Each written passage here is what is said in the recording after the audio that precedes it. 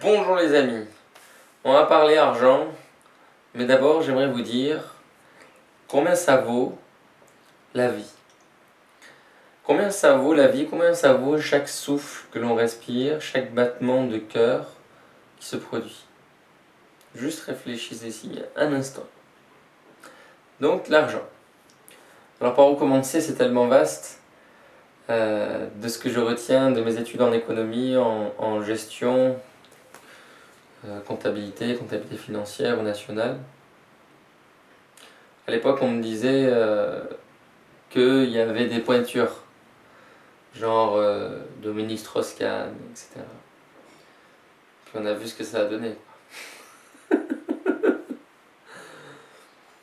Et puis, ça fait des années qu'on voulait remettre en question l'argent et on n'y arrive pas. Donc, en premier lieu, pourquoi est-ce que c'est si important? Pourquoi l'argent?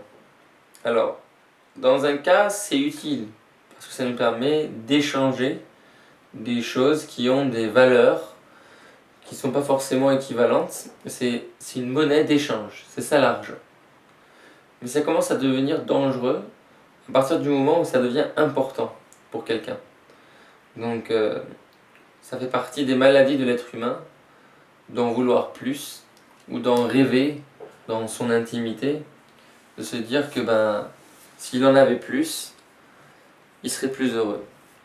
Donc il y a tout un champ de fantasmes qui se crée autour de cet objet qu'on appelle l'argent et qui parfois nous empêche de nous réaliser, qui nous empêche de réaliser certaines choses parce que ça ne serait plus rentable. On est typiquement dans un monde comme ça aujourd'hui. Je donne un exemple. Ceci est un sitar indien. Donc c'est un instrument de musique plutôt imposant. Et pour l'apprendre,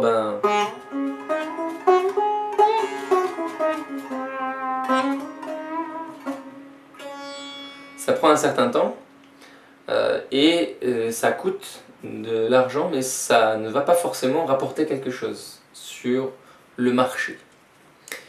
En gros, à partir du moment où le marché a été créé, c'est-à-dire un lieu où s'échangent les biens, les objets, les services, les désirs de l'être humain lui ont donné à ce marché, aux objets qu'il contenait, aux objets qui s'échangeaient, une valeur. Certains objets se sont retrouvés très valorisés et d'autres objets se sont retrouvés très peu valorisés. Et c'est là où tout notre malheur a commencé. Parce que un enfant à l'école n'a plus été conditionné pour apprendre un talent, apprendre ce qui le fait kiffer, ce qui lui met en joie, ce qui peut-être naturellement fait partie de sa culture interne, de son éducation, de son développement. On lui propose de le laisser de côté pour devenir avocat parce qu'il y a besoin d'avocats.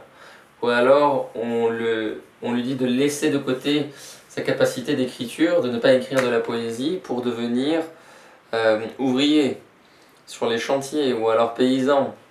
Et il n'y a rien de mal à tout ça, mais on a orienté l'activité de l'être humain à partir de ce moment-là vers ce qui est le plus rentable. Or, l'ouvrier, le maraîcher, celui qui est caissier par exemple, n'a aucune... c'est pas de sa faute quoi. Tu vois, il n'est pas responsable de ça. Il a besoin d'argent, il veut payer son loyer, il doit travailler. C'est ce qu'on lui a dit depuis sa tendre enfance. On lui a dit, tes parents, tes grands-parents ont fait ça, il faut continuer.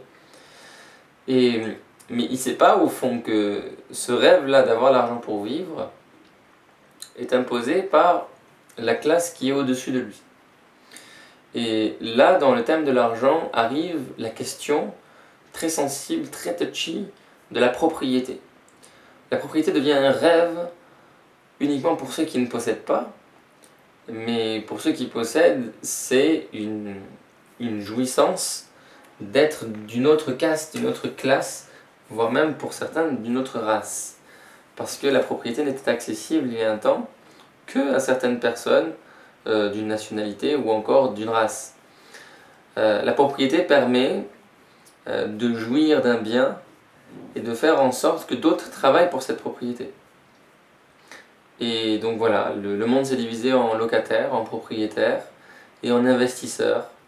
La valeur argent a payé d'une part les achats du quotidien, la consommation, on a appelé ça le pouvoir d'achat. C'est un truc qu'on appelle, pouvoir d'achat, c'est pour les pauvres, hein. Le riche, le milliardaire, celui qui est dans la haute bourgeoisie, il parle jamais de pouvoir d'achat.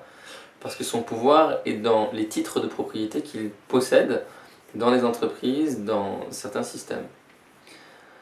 Donc pour le pauvre, c'est le pouvoir d'achat. Pour celui qui est un peu plus riche, ça va être la propriété d'une maison, par exemple, sa maison principale. Celui qui va un peu plus loin et devient un investisseur, se dit être entrepreneur, voilà, il va gagner quelques millions. Et puis au-dessus de lui, il y a celui dont plus de 95% de sa fortune, ce sont des valeurs mobilières de placement, c'est-à-dire des revenus du capital.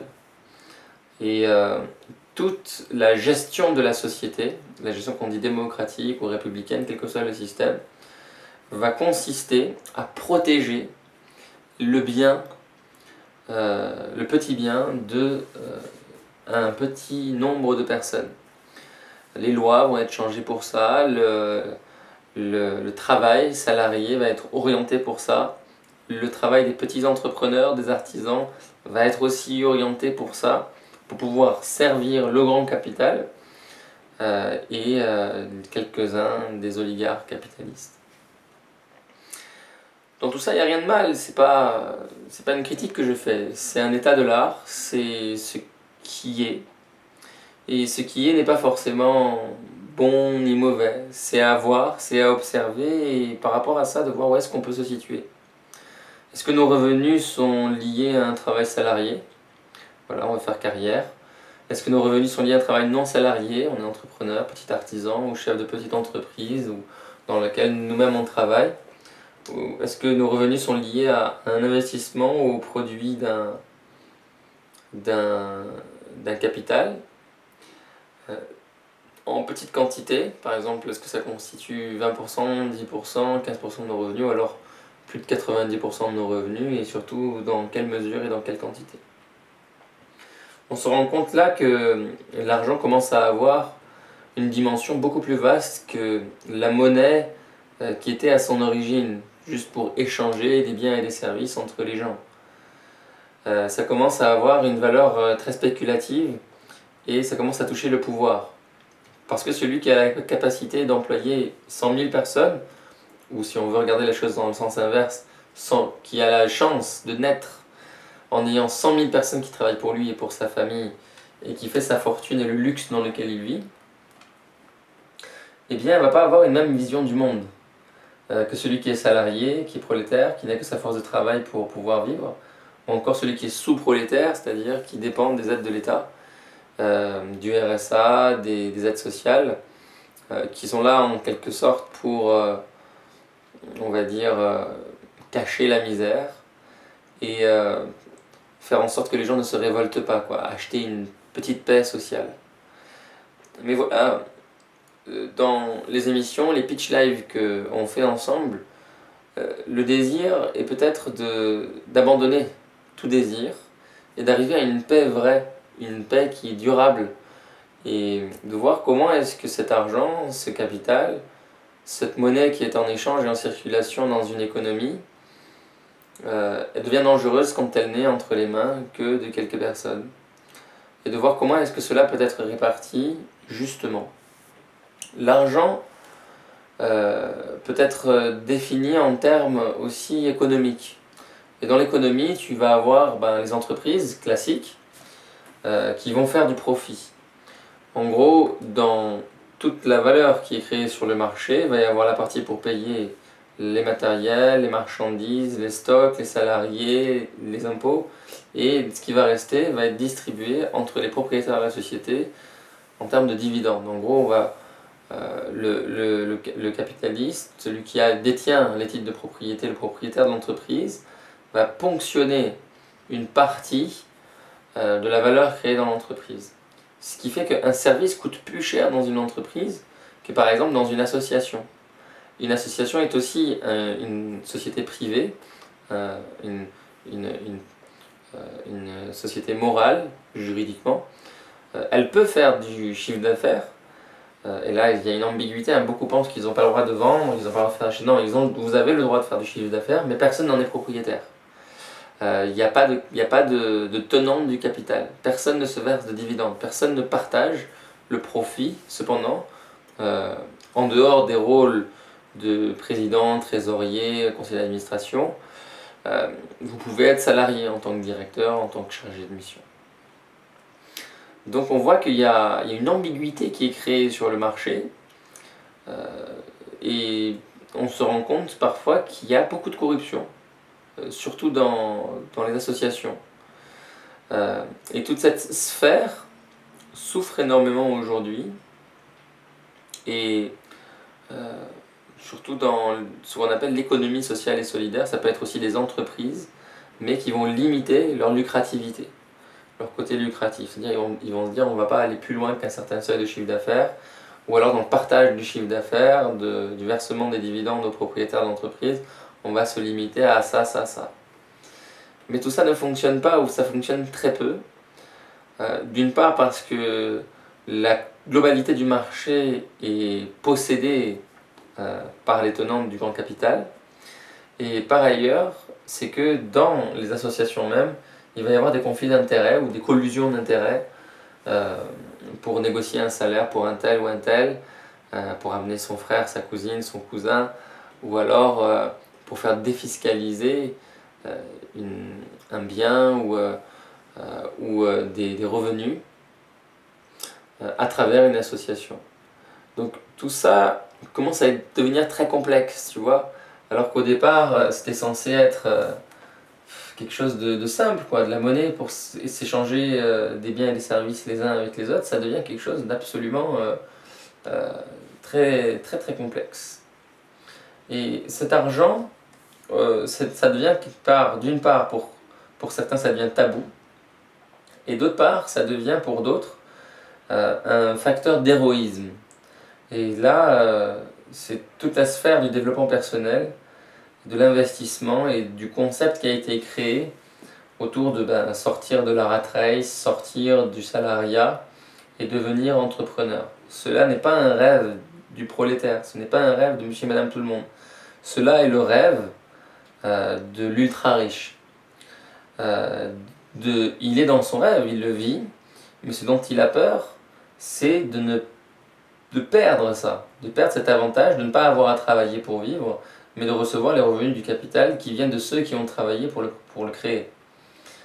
Et cette peur est transmise à certains sous forme de désir, sois comme moi, deviens comme moi, millionnaire, milliardaire, désire ça, et tu seras heureux. Et là, on va créer des idoles. Là où avant on créait des idoles avec des faux dieux en statuettes, aujourd'hui on va créer des idoles en disant voilà, c'est Steve Jobs, c'est Tesla, c'est Elon Musk, c'est Bill Gates, c'est Warren Buffett, ce sont des génies, ils savent comment investir, ils savent comment innover, mais au fond de la chose, au fond du problème, on se rend compte que ces personnes-là, quand on lit leurs écrits, quand on regarde des vidéos sur eux, ils ont quand même une idée du monde qui est extrêmement restrictive et même si parfois ils ne l'avouent pas, les gens sont là pour eux que pour produire pour eux. Et eux, ils veulent se garder un échappatoire au cas où ça éclate, au cas où il y a des guerres civiles ou des crises, tout est prévu. Au cas où l'environnement même se met à débloquer, ils ont prévu quelque chose. Et c'est quand même une vie qu'on peut remarquer, cette vie au milieu de l'argent, dans le désir d'avoir plus, qui est une vie qui est extrêmement stressante, extrêmement anxiogène et extrêmement fratricide. C'est-à-dire que on va devoir sacrifier des vies, on va devoir sacrifier des personnes autour de nous pour pouvoir continuer ce mode de vie-là.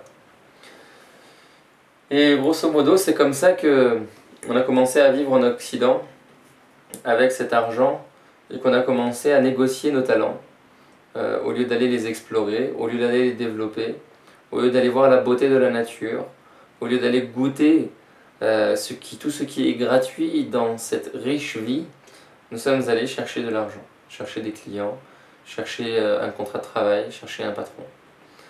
Et ça, c'est devenu pour nous une véritable hantise dans nos sociétés modernes, bizarrement développées, au point où quand nous sommes confinés aujourd'hui, hein, puisque c'est une série de vidéos quotidiennes que je donne pendant le confinement, nous sommes confinés, on ne peut plus faire d'argent. Du coup, on a terriblement peur. Et l'argent devient une source de peur, l'une des premières sources de peur. Est-ce que je vais conserver mon contrat? Est-ce que je vais toucher mon chômage? Est-ce qu'on me versera finalement mes revenus sociaux, mon allocation adulte handicapé, mon revenu de solidarité active? Est-ce qu'on va me verser mes APL? Est-ce que la CAF va me payer? Pour d'autres, c'est est-ce que mon entreprise va survivre s'ils sont entrepreneurs, artisans, petites entreprises? Pour d'autres, ça va être j'ai misé en bourse, je suis en train de perdre. Et quelle que soit la classe sociale, un petit virus a mis en berne et en question toute la philosophie qu'on a de cet argent, est venu le bousculer au point de sortir chez chacun une peur terrifiante de manquer. Et cette peur-là, elle nous empêche encore moins d'être nous-mêmes et encore moins de profiter de ce qu'il y a. Je donne l'exemple de toutes ces personnes qui vont aller dans les centres commerciaux pour acheter 50 kilos de riz, je ne sais pas combien de papier toilette, parce qu'ils ont peur de manquer. Peur de manquer du produit, peur de manquer de l'argent. Tout ça, ça devient une hantise. Maintenant, réfléchissons ensemble. L'argent, parlons-en. Mais jusqu'à quand? Parce que si véritablement ça n'a pas cette importance, eh bien, à quoi bon? Parce qu'on remarque que le travail le moins cher, c'est le travail fonctionnaire. Parce que sur le travail fonctionnaire, sur le travail de celui qui travaille, qui est payé par l'État et dont l'État paye les charges et cotisations sociales, eh ben, il n'y a pas de profit dessus. Il n'y a pas un patron qui va dire je vais ponctionner du profit par-dessus, donc le service ou le produit coûte beaucoup moins cher. Si le patron prenait par exemple 100% de marge, et ben le produit ou le service va coûter 100% moins cher. Si le patron prenait non pas 100% de marge, mais il prend 150 plus ce qu'il a misé en bourse et la spéculation qu'il avait dans l'avenir de ce produit ou de ce service, c'est-à-dire que il va gonfler le prix, il va en faire un truc qui va lui rapporter plus 1000% de marge, et on commence à vivre dans une société qui est très chère. Très cher pour quelques-uns, très rentable, très cher pour beaucoup et très rentable pour quelques-uns. Et c'est ce qui est en train de se passer. Donc là, à cette sortie de crise, nous allons être tous impactés par éventuellement une crise déflationniste. On va perdre en niveau de vie et peut-être on va se rendre compte de ça. Et l'une des façons de pouvoir empêcher ça, ou pas de s'y opposer, mais de le voir avec sincérité, avec honnêteté, là, comme ça, comme on en parle, toi et moi, c'est peut-être de se dire il est temps de partager la propriété des entreprises, éventuellement à part égale avec les habitants du quartier ou de la ville ou du village. Que ce ne soit pas une holding qui possède tout dans toutes les villes et tous les villages. Tu comprends? De dire on devrait peut-être partager les titres de propriété des terrains. Et quand on va diluer cette propriété, elle va avoir moins d'importance. Le revenu de cette propriété va avoir moins d'importance. Le fait de dire je possède et c'est à moi aura moins d'importance et petit à petit on s'habituera peut-être à la gratuité des choses, à se dire cette terre appartient à tout le monde et d'arriver dans une version du monde qui est très consciente, très réaliste, mais qui peut paraître bisounours pour certains parce que dedans il n'y a pas le profit. Dedans il y a la vie gratuite. Dedans, il y a la vie gratuite, il y a la nature, il y a tes talents. Dedans, il y a la beauté de la vie. Dedans, il y a les relations vraies, les relations authentiques, les relations sans intérêt. Où, oui, je vais rencontrer un tel, mais ça va être pour avoir du job chez lui, ou ça va peut-être être un client, ou va me présenter un prospect. Non, ce sera des relations authentiques, des relations sans rien derrière qui se cachent en embuscade pour venir t'attraper une part de la valeur que tu peux produire par ton travail, sans peur que si demain on n'ait plus besoin de travailleurs, ta vie ne soit plus utile à l'emploi et que on doive y mettre fin.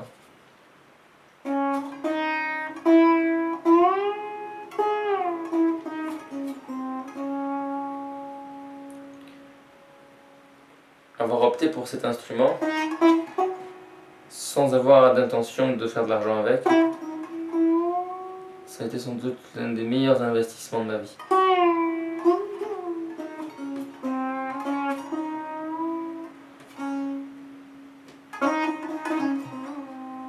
Alors j'ai eu des questions, questions-réponses.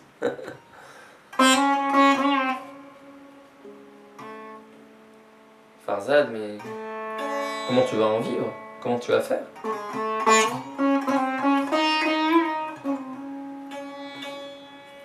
Bah, j'ai répondu, je sais pas. Mathilde m'a envoyé une question. Je suis d'accord avec tout ça. Tu me l'as envoyé par mail dans le mail quotidien. Comment je vais faire sans argent? Comment je vais faire sans travail?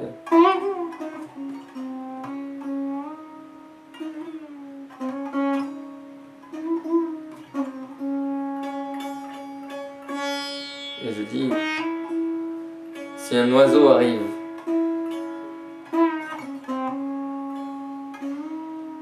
à se nourrir, à se loger,